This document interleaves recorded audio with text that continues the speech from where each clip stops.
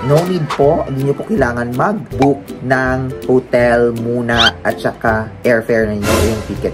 Hi guys, welcome back again to another video. Yes, this is MJ. Not tomorrow, not yesterday, but today.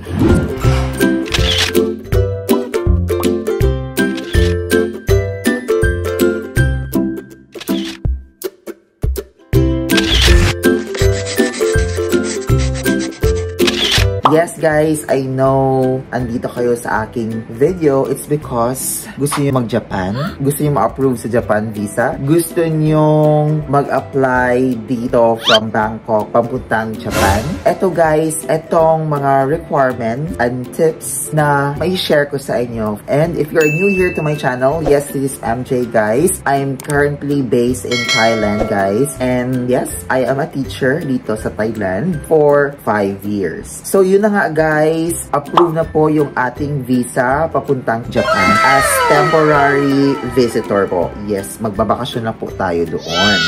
Of course, nakaka-excite kasi a lot of you guys are requesting ng video ng Japan visa tourist temporary visitor application or tourist visa na tinatawag nila guys.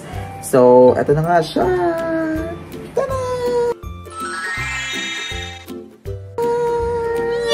Ayan. So, I'm so happy guys. It's because ito yung first time na nag-apply tayo ng may visa country. So, di ba? Nakaka-amaze. So, yung napuntahan natin yung mga, kasi nakapunta na po ako ng Singapore, Malaysia, twice sa Vietnam, and nagpunta kami last month, August, at Taiwan. So, yun yung siguro ang binase ng VFS Global or ng Embassy ng Japan sa pag-approve ng ating visa. So, yun na guys, maraming factors na ma-approve kayo. At maraming factors din na hindi kayo ma-approve or ma-denied kayo. I-share ko sa inyo only based sa aking experience, sa experience ng friend ko, at sa experience ng kakilala ko. So, yun nga guys, ang daming mga factors nga para makapasa ka sa Japan visa application. Tourist visa guys. First thing to do ninyo guys ay kumuha kayo ng Certificate of Employment na may job description, kung kailan kayo nag-start, at yung compensation nyo. So, importante yon at saka may school seal siya or naka-sealed siya ng school. So, it's either naka-tack lang siya or yung parang naka-emboss or naka-embroidered. Ano ba tawag doon? Basta ganun guys. And then, may pirma. Sa case namin, yun talagang sinunod namin. So, dapat sundin nyo po yung ganong pattern. Yung job description, merong kailan kayo nag-start, at saka kano yung sweldo nyo. So, naka-indicate po doon. So, based sa experience ko, kasi 2 years na ako sa school, and yung friend ko ay mag-1 year pa lang, hindi pa siya nag-1 year sa school namin. Same work ko, kasabay ko ngayon. And then, yung isa, 4 months pa lang siya sa kanyang work. Pero na-approve siya. Pero matagal na siya dito sa Thailand, 10 years na siya. Diba? A lot of factors na ma-approve ka sa Japan visa. So, yung, di ba parang nililito ka, ito 4 months pa lang siya sa new school kasi siya. Sa 4 months pa lang siya dito sa school niya. Ito, di pa nag 1 year sa school. Ako 2 years na. So, pero same kami. Same kami. So, ano yung gagawin nyo? Sige, sa mamayang part na yun. Parang na-excite ako. Nag-excite ako mag-share sa inyo kasi. Yung first namin, ginawa, tinap namin yung school secretary namin na, it's because guys, under agency kami. So, yung agency ang nag-provide ng COE namin. And then, of course, attached ako sa school. So, nandun yung pangalan ng school namin. And then, yung aming certificate of employment. Isa yun sa requirement. Next is yung re-entry ninyo. Importante siya. So, may nagsabi kasi sa akin na hindi nalagay doon sa kanilang website yung re-entry. So, yes po, required po na kumuha ng re-entry para assurance na din na babalik ka dito sa Thailand. So, re-entry. That's re-entry.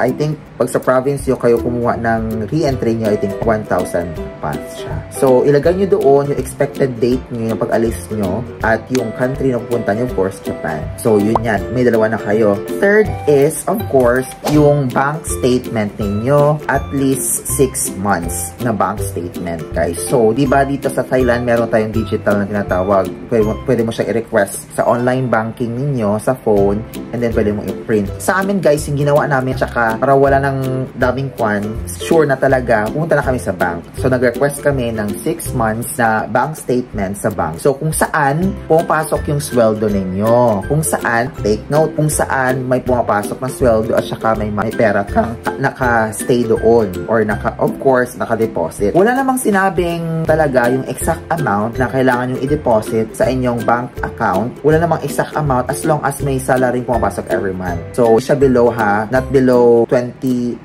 baht na salary na pumapasok sa inyo. Sa case ko, yung nilagay ko, hindi 6 digits ha.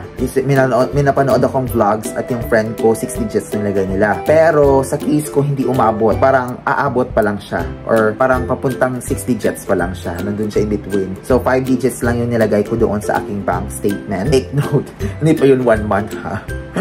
Hindi pa yun naka 1 month yung paglagay ko ng aking pera doon. I think nasa around 10 days or 5 days. I'm not sure. Nakalimutan ko na. Basta yun kasi yung ipon ko. Yung ipon ko sa Alcansya. Yes, yung ipon ko for 8 months na ipon ko, dineposit ko. Ano ko talaga, giniba ko talaga yung Alcansya ko.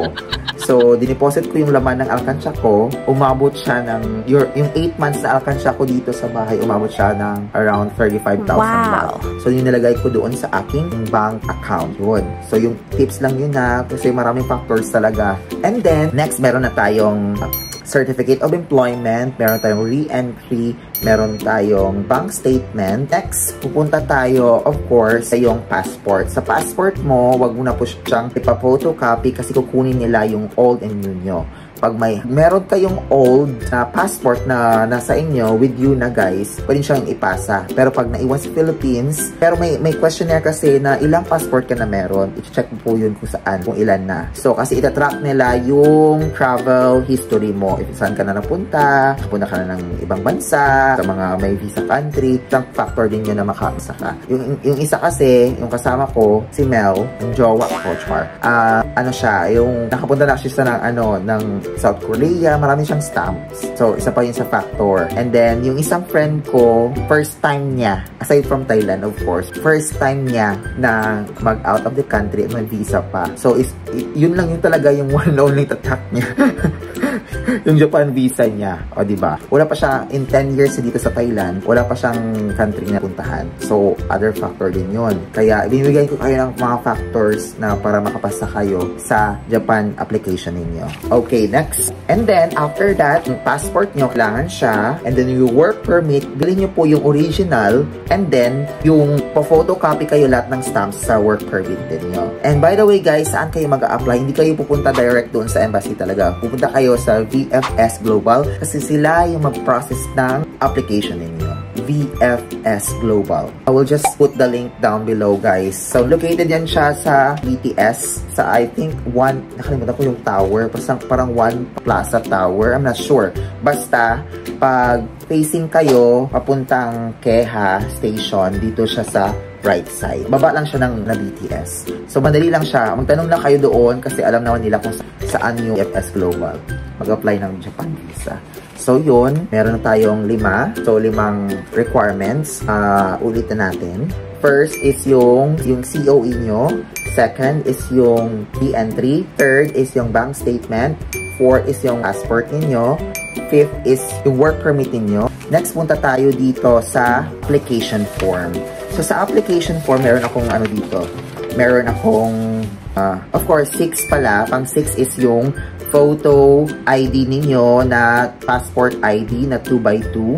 Okay, 2 inches by, nilagay ko na sa baba, nakalimutan ko yung inches sa passport ID yung tinatawag. White background talaga siya, guys. White background. Kasi yun yung gagamitin nila sa picture mo sa visa. Sa sticker nila. Okay? I-attach yan dito. So, dito sila mag-base sa picture mo. Pang 6 na requirement, guys. So, isa lang naman ang kailangan. So, white background. Di ko alam kung required ba yung app. Di ko alam. Basta, naka-white background. Pag formal, naka-formal kasi doon. Kasi, you know, naka-edit na. So, formal na lang yung pinili namin. Next, guys. Dito sa visa application form, meron ako dito. Ayan. Ayan siya. Available siya. I-search nyo lang sa internet, sa Google. Google is the key. So, i-search nyo lang yung visa application form na PDF. So, yun siya. I-print nyo lang, guys. Lahat-lahat ito. yung questionnaire, yung itinerary in Japan, accessible siya sa online, sa Google. Kaya, i-print niya lang siya, naka-PDF po siya. So, kailangan yung maging, maging totoo ha, dito sa kung sino yung makasama nyo, kung basta kailangan talaga matotoo, maging totoo para ma-approve kayo. So, ayan, pag hindi applicable sa inyo, non-applicable NN/A or word na not applicable, up to you guys. Basta, don't leave it blank. Kumbaga, don't leave it blank talaga. Kailangan nakalagay dito yung everything nyo na details. Okay, if may napuntahan na kayo, saan ang address ng hotel ninyo. Dito naman, ang daming tanong sa akin sa TikTok kasi yung aking video, I think around, namin na, parang 200 shares na. Nakikita ko naman, di ba, yung save at saka shares. So, ang dami nagtatanong if kailangan ba mag-book ng inyong hotel at saka yung ticket. No need po. Hindi nyo po kailangan mag-book ng hotel muna at saka yung airfare ninyo o yung ticket nyo. Hindi siya need. Okay? Kasi hindi din kayo marirefund. So, dito, nakalagay dito, name of airline. So, ilagay nyo yung airline na, syempre, kung saan kayo mag-book, ilagay nyo dito. For example, Palbach or Thai Airways, Japan Airlines, o ganun, ilagay nyo dyan.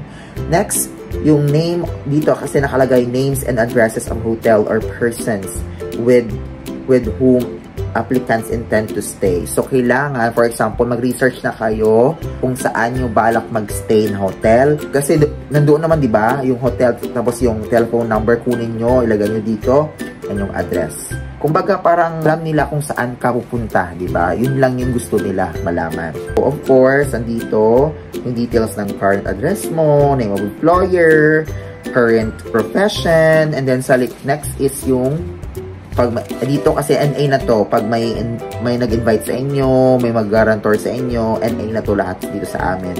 Of course, no, dito sa mga questions, no, and your signature. That's it for the visa application form. Nothing else. Very easy lang, guys. Pero kailangan nyo na magpakatotoo. Pinoy Big Brother, kumbaga. Next, dito sa questionnaire, ito yung pinili namin, yung may orange siya. Ayan, yung may orange. So, dito sa questionnaire, ang dali lang naman. First question, how many passport have you held so far? Sa akin, 1. First time to.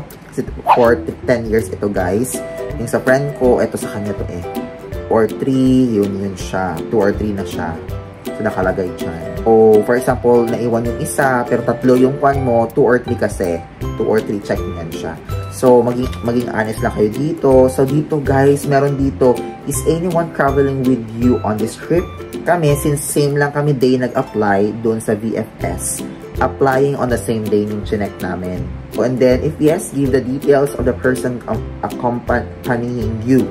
So, ilagay nyo doon kung ilan kayo mag-travel. I think, dito, nilagay talaga namin yung dalawang kasama ko.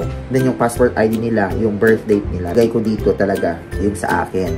So, if marami kayo, at least 1 or 2, maglagay kayo ng names. And then, for anything else, bago ko makalimutan, kung itinerary. Sa itinerary, ready to print na din ito. So, nalakay dito, date, of course, arrival nyo, activity plan, anong gagawin nyo, Disneyland, ganyan, contact number, or accommodation, saan kayo nagstay, or care of by Klook, yung nalagay namin, it's details talaga namin lahat ng araw. So, ready to print na din ito sa, sa Google. Yeah, maghanap lang talaga kayo, guys. I will just leave the link below ng mga links nitong mga forms na ito. And then, yun na, guys, and after that, yung fee is 705, but yung processing fee and sa amin kasi na EMS namin, so additional fee lang siya. So, not more than 1,000 per applicant, guys. Yung magagastos niyo for the application, for the Japan visa application. And then, guys, mag-worry kayo, guys, na hindi kayo nakapag-receive ng call after how many days. Yung process, I think, mabilis lang. Super bilis. So, nag-expect ako ng call, pero I did not receive any calls, guys. Pero approved. Ayan ha, hindi siya kailangan required talaga na tawagan ka. If wala, yung basa ko, if they have any questions, clarifications about your documents talaga, your documents talaga, magko-call sila sa inyo. If they don't have any questions, guys, means you're approved. Pero feeling mo naman approved ka, complete yung documents mo, may trabaho ka, nasubmit mo lahat-lahat, I think wala ka namang dapat ipangamba, diba? So, So, as long as complete, may budget kang pang Japan. Kasi Japan is expensive talaga, guys. Kung sinabi nila. Kaya, ano talaga kayo, guys. Baka mamulubi kayo doon, di ba? Kailangan maging sure talaga kayo sa pagpunta ng Japan. Anyway, guys, if you have any questions, you can drop your comments below, guys, or additional requirements na hindi ko nabanggit. You can comment down below, guys. I'm just human. I'm only human. Char. And that's it for today, guys. By the way, guys, may vlog ako ng Taiwan. Sa gustong magpunta ng Taiwan, you can check my previous vlog, guys. And yes, see you again to my next vlog. Bye!